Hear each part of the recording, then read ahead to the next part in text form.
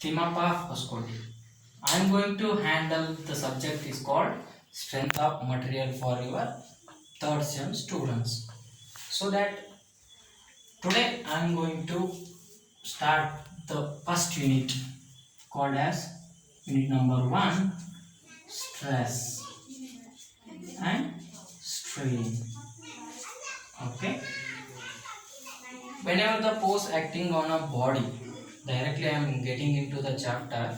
It's called as a stress, strain. Stress. What do you mean by stress? Stress is nothing but the when the force is acting on a body, it some deformation will takes place inside the body. That is called as a stress. I'll tell you with an example.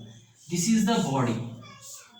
When the force is acting on the body, some deformation will take place here and here, and this deformation is called stress.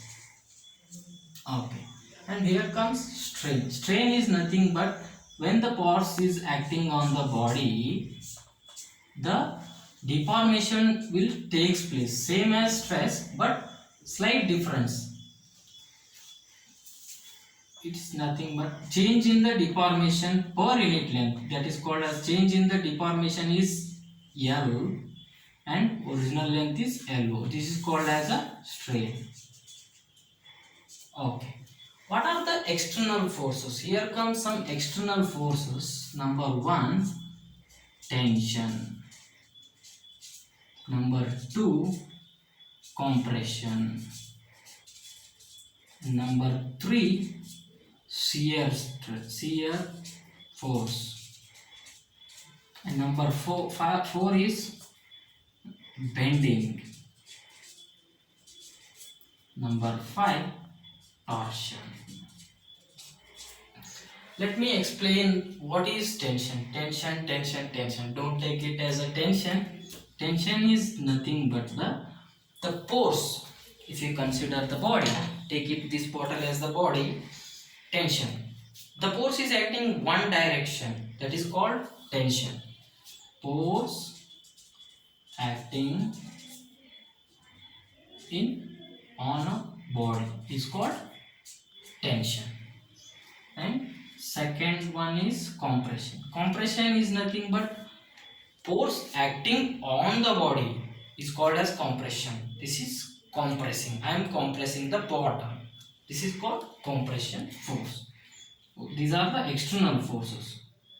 Compressing the body is called as compression stress. Shear stress. Shear stress is nothing but the force is acting over the body. If you consider this is shearing, my hand is shearing the bottle is called shear stress, shear force.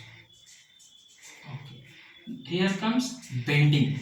Bending in the sense, if you consider the body, I am acting a force like this, and the body tends to curvature takes place inside the body. That called is bending. The curvature looks like rainbow. If you acting a force on the body, the curvature will take place. Is it visible to you guys? See, I am pressing like this, then some internal deformation will take place. That bending is called as bending force. Next comes the torsion. Torsion is nothing but this is the body. I am twisting. Twisting force is called as a torsion force. See, are you getting? I am twisting. Both hands are twisting the material. This body is twisting by the forces. These are the external. I am applying the force, external force. That force is called as a torsion force. So these are the main key points of the stress and strains. These are the external bodies. And here comes some types of stresses. Types of stresses. 1. Tension. Second one, compression. Third one,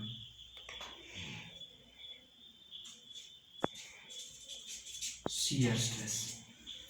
Tension stress is nothing but this is the body acting.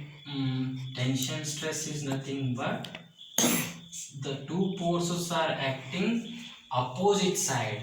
If you consider me as a body, one person is pulling from this side and another person is pulling from this side, some internal feeling will take place. That stress is called as tension stress. And here comes compression.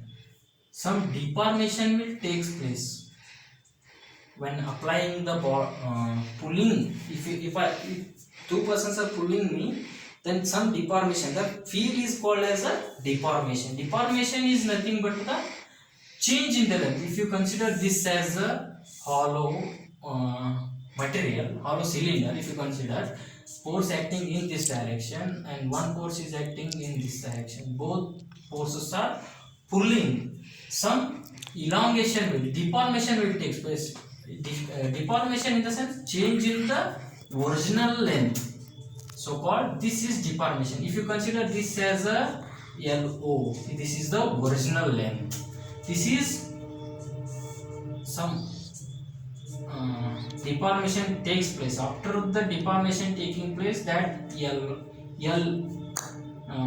you call LD, deformation length, change in length is called as a deformation. Second one, compression. Compression is nothing but, if you consider the rubber, if you consider a material, this is the body, the two forces are compressing the body. If one person hitting from this side and another person hitting from this side, my body will contract, no? That is called as compression. This is also some deformation takes place after applying the external forces, some deformation will takes place. That's called as a compression stress. Here comes third one, shear stress. Shear stress is nothing but this is the body and this is also the body. One force is acting in this direction, another force is acting in this direction. Two forces are equal and opposite with the parallel space. This is the parallel space. This force acting this direction and this force is acting in this direction. Some parallel forces takes place. Parallel difference is there. That is called as the shear stress. This the material. After the applying the force, the material will changes its shape and size. That is called as a shear stress. So I'll tell you one ductile material. Stress and strain. This is the stress and strain for the ductile material. Before going to stress and strain, you need to study the Hooke's law. What it states, Hooke's law. When there is a force acting on the body,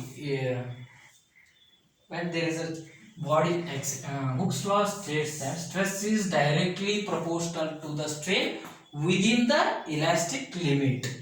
Elastic, I told you one example that if you consider the ladies band rubber, if you applying the force on that rubber, it will enlarge. Sometimes if you leave the rubber, it will gains its shape and size. That is called as the elastic limit. The Hooke says that whenever the force is acting on the body, it regains its shape and size. That is called as a Hooke's law. And here comes stress strain for the ductile material. I will draw a graph. This is on the y-axis, this is on the x-axis. On y-axis is stress and x-axis stress. strain has no unit, and stress is Newton per millimeter square. So this is the curve. So this is the curve. Okay. And here comes some important points. This is called, I'll call it as a P point. This is E point, and this is Y point, and this is YL point, and this is ultimate point. This is breaking point.